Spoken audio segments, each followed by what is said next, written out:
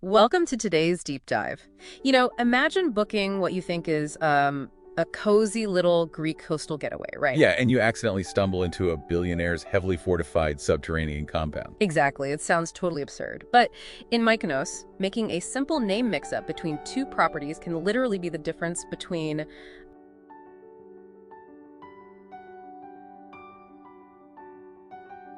a €9 shuttle ride and a 19,100 euro a night fortress. It really is a massive fundamental shift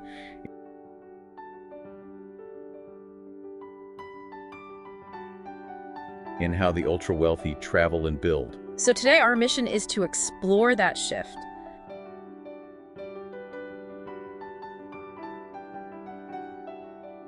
I love this because it's like walking into a friendly neighborhood bistro and realizing, wait, it's actually an ultra-exclusive dining club. It's the perfect taxonomy lesson, honestly. Mm. We were looking at two entirely different worlds that just happen to operate under the exact same name. Right. So on one hand, you have Lithos by Spiros and Flora. Yeah, operating as Lithos Hotel Mykonos. It's this beautifully accessible 3-star boutique hotel in the coastal village of Agios Ionis. With, communal pools and regular seasonal guest turnover. Exactly, a very relaxed, affordable vibe. The classic Greek island vacation for you and me. But if you accidentally book the other one,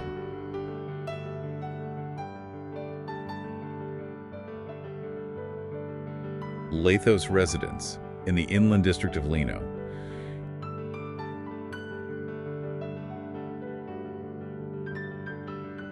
you are looking at a 10-bedroom mega villa estate. Over 5,000 square meters, right? Yeah, 5,342 square meters. It is built exclusively for ultra-high net worth buyouts. Like high-profile families or corporate retreats? Right. And it operates on a model of total self-containment, complete with a hard security perimeter. Okay, let's unpack this, because the physical design is where my mind just gets blown.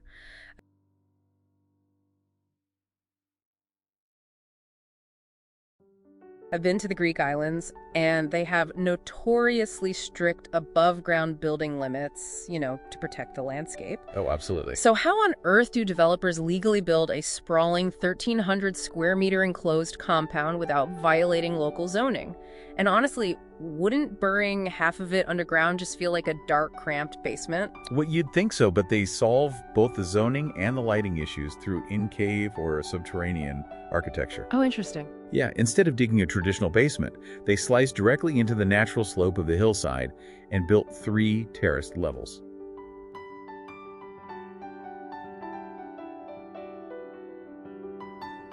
They're essentially hiding this massive footprint in plain sight to comply with regional planning mass limits. So it steps down the mountain, keeping those sweeping Aegean Sea views completely unobstructed. Exactly. And here is the brilliant functional part.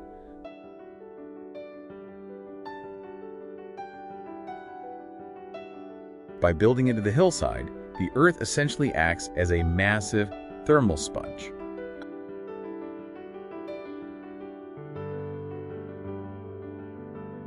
Oh, I see. During the scorching Mykonos summers, the surrounding soil absorbed the heat.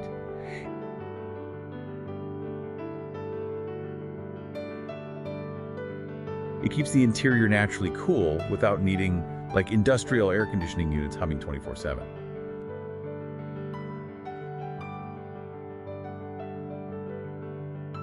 That makes so much sense.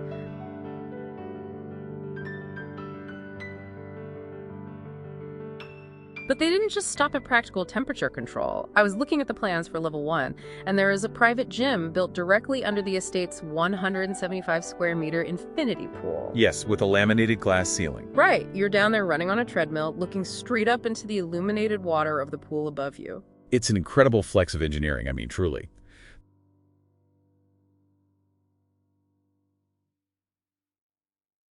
They balance native materials like Sinai marble and brushed oak with massive motorized panorama glass walls. Those are the floor-to-ceiling structural windows, right? Yeah, on high-tech tracks that completely slide away, they turn the enclosed living rooms into open-air loggias. So, what does this all mean for you and the future of luxury real estate? Because you don't sink that kind of capital and literally dig it into a mountain just for a cool Instagram photo. No, definitely not.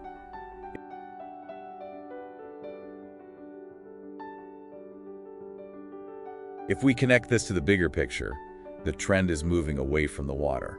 Which is wild to think about. It is.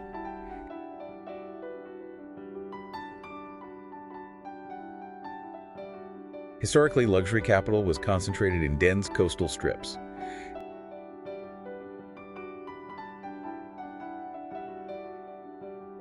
Now, demand is pushing inland.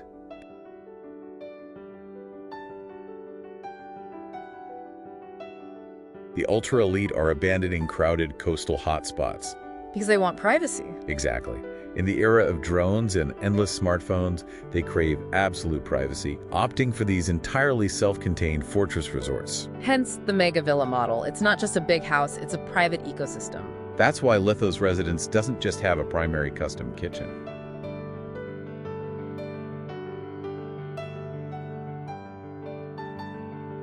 It features a separate commercial-grade stainless steel kitchen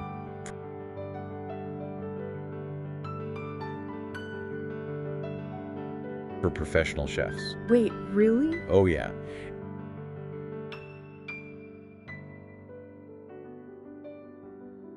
And down on that subterranean level 1,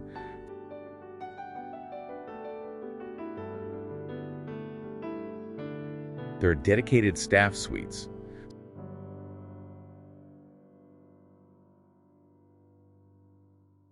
So the operational logistics of running the property never cross paths with the guests upstairs. That is intense. And we're seeing this same blueprint pop up elsewhere, like a subterranean 4-villa development slated for Antiparos in 2027, and similar boutique buyouts in Paros. It's a complete shift from communal luxury, the shared pool, the bustling hotel bar, to total private isolation. You have your own bar, your own gym, your own commercial restaurant hidden inside a mountain.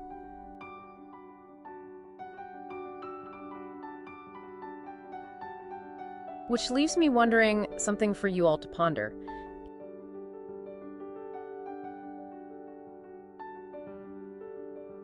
If the absolute pinnacle of luxury travel is now a completely self-contained, isolated compound where you never have to see another tourist,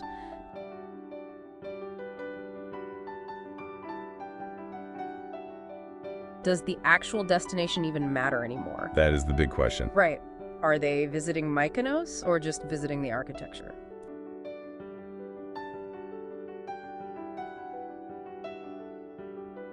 Exactly. What happens to the local economy if they never interact with the island itself? Just something to think about the next time you book a cozy little coastal hotel. Yeah. The billionaire's bunker might just be hiding right under your feet.